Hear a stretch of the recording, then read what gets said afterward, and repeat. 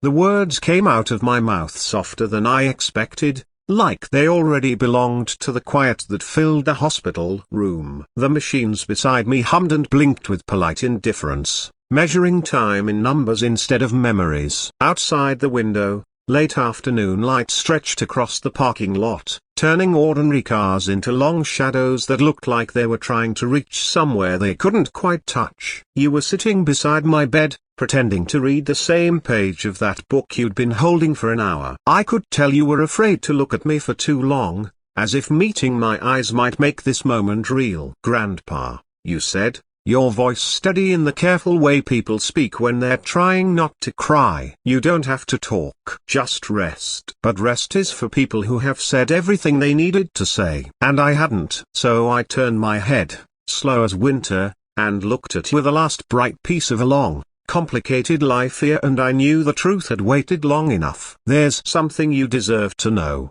I whispered, "something I should have told a long time ago." You closed the book, and just like that, the past opened. I was 17 the first time I thought I understood love. Her name was Eleanor. She wore blue dresses even when blue wasn't in fashion, and she laughed like the world had never disappointed her. We met at a summer fair where the lights were too bright and the music was slightly out of tune, but none of that mattered because she looked at me like I was someone worth remembering. At 17, that's all it takes. We spent that whole summer walking roads that didn't lead anywhere important, talking about futures we were sure would happen exactly the way we imagined. She wanted a small house with white curtains. I wanted to be the kind of man who deserved to live in it with her. We promised forever the way young people do without understanding how long forever really is. Then autumn came, and with it, real life.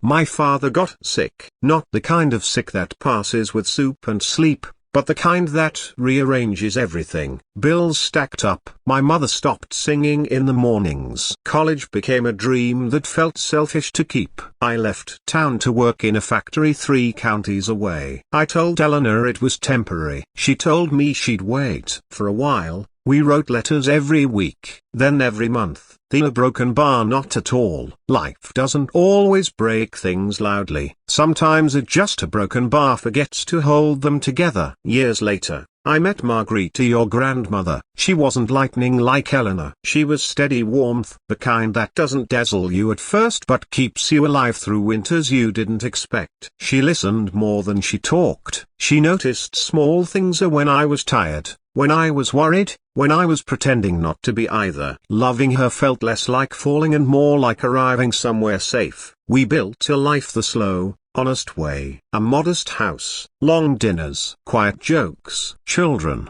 then grandchildren. You. And here is the truth that has lived quietly inside me for more than 70 years. I loved Margaret deeply, faithfully, gratefully. But a small part of my heart still remembered a girl in a blue dress under summer lights. Not because I loved your grandmother any less, a broken bar, but because first love leaves a mark that time doesn't erase, it only softens. I never told anyone that, not even Margaret. Especially not Margaret. Because real love isn't about every truth spoken aloud. Sometimes it's about choosing which truths would only cause pain without bringing any peace. You shifted in your chair when I paused, like you weren't sure where this story was going. Neither was I, for most of my life, until 3 months ago. That was the day the letter arrived. No return address, just my name, written in careful, unfamiliar handwriting. Inside was a single sheet of paper.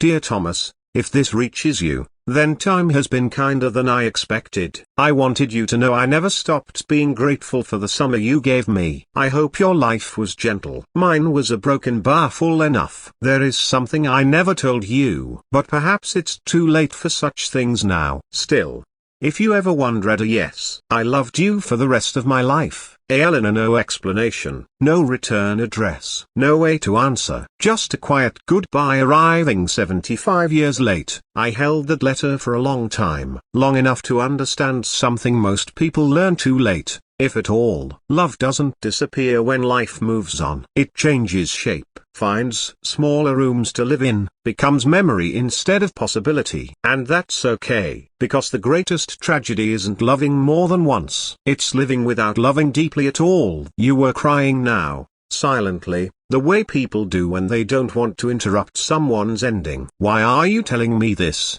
you asked. "Good question." The machines kept humming. The light outside faded a little more. "Because," I said slowly, "people your age think life is about choosing the right path, a broken bar, the perfect love, a broken bar, the one future that won't hurt." I swallowed, the effort heavier than it used to be. "But life isn't that kind." You leaned closer. "Listen to me," I whispered. "You can love someone completely, a broken bar, and still lose them. You can build a beautiful life, a broken bar, and still wonder about another one. Both things can be true, and neither means you did anything wrong." Your hand found mine, warm, steady, alive in a way mine no longer was. "I don't regret my life," I said. "Not the hard parts, not the broken parts, not even the unanswered ones.